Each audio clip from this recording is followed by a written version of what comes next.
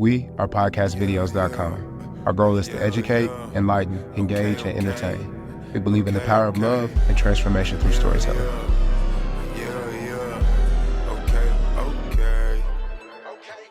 Welcome back, everybody. We are here for Story Scaling once again. I'm Dan, and I've got Sam and Nate here with me. Today, we are talking analytics, what they are, how to use them, and what they can do for you. So, how do we start? Guys, you put a show out there.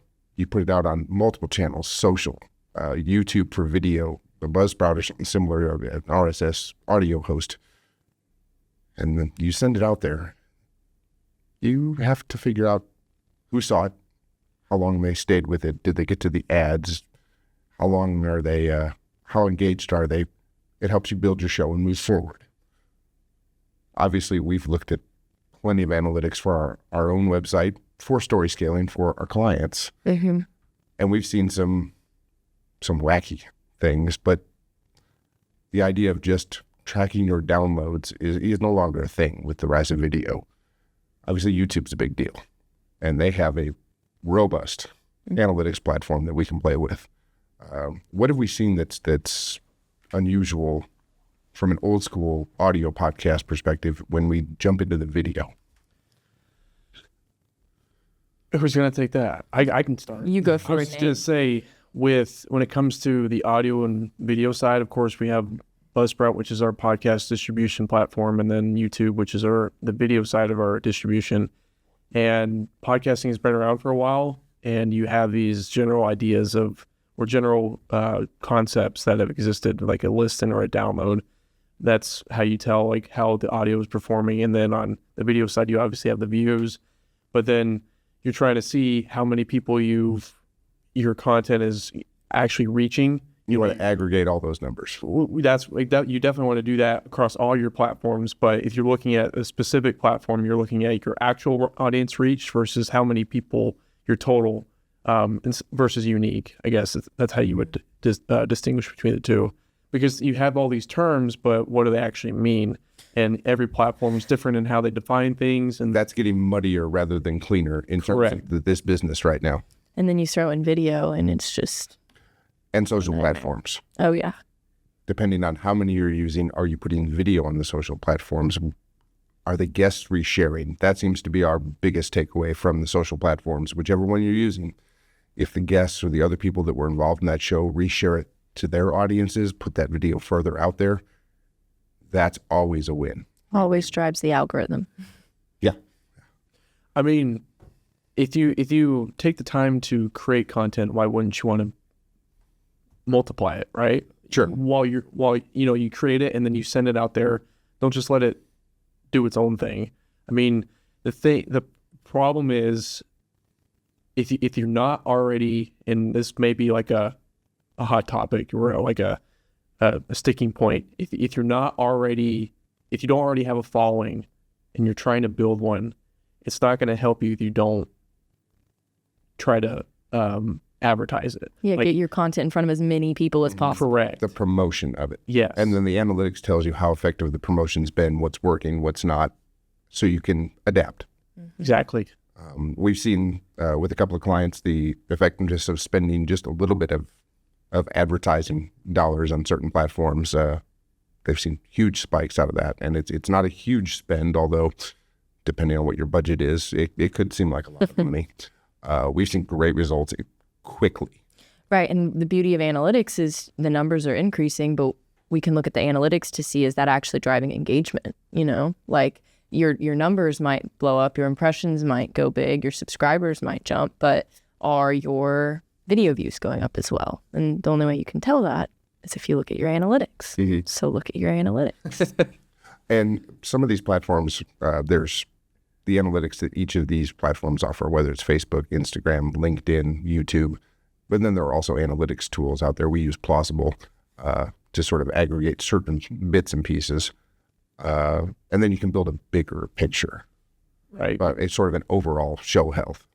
Yeah, so you mentioned Plausible. We use that for our website tracking, and any client that has a website, we have a tracking code that goes on that website, so we can track anything from unique visits to total visits to bounce rate to pages per visit, anything like that, time on the page, which is very important to see how your website's performing. And then you can also see like which pages people are entering on and then exiting on, which is also important. Because for the clients that we have websites for that are based on their show, basically the content on that site is whatever content they're releasing for the show. So it's about, each post is about the episode. Right. And so what we're trying to do is change the way that the content on the post, you have the audio and the video, but then we're trying to put more readable content. Text, exactly. Yeah. Audio, video, text are your three basic delivery methods. Everything else is in presentation and platform. Yeah, and the idea behind that is to drive up that time on the page, because that helps keep your audience engaged, and then they can click around on more pages and check out other episodes, and that continues to drive your analytics. Because as the website side of podcast videos, I'm talking about me specifically, the website serve as the microsite for that client in particular. So everything that you can find about the show or podcast is going to be located there. And generally, it's not like a dedicated media site, but it is the place where you can find everything about them. And so what you'll see is a higher bounce rate and a lower time on page, but we're trying to reverse that trend where we keep the engagement higher with different types of content on the site.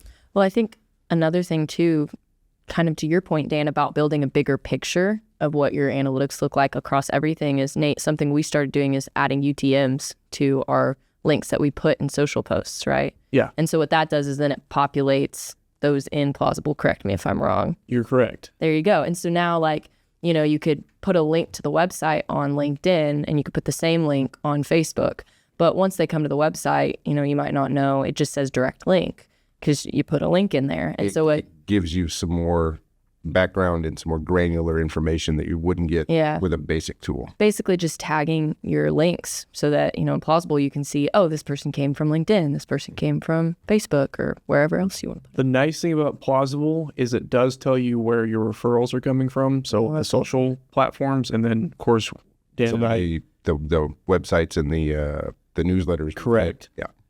And some platforms, depending on which ones you use, like MailChimp, for example, if you're sending email campaigns, they'll have UTM codes set up automatically.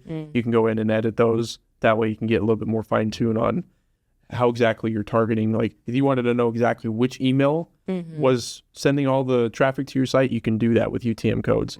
And speaking on the social side, we're trying to do that with our advertisements because, as Sam mentioned, one of the referral sources that plausible will categorize traffic into is something called direct or none, and that usually is the top referral category, and that doesn't tell you anything.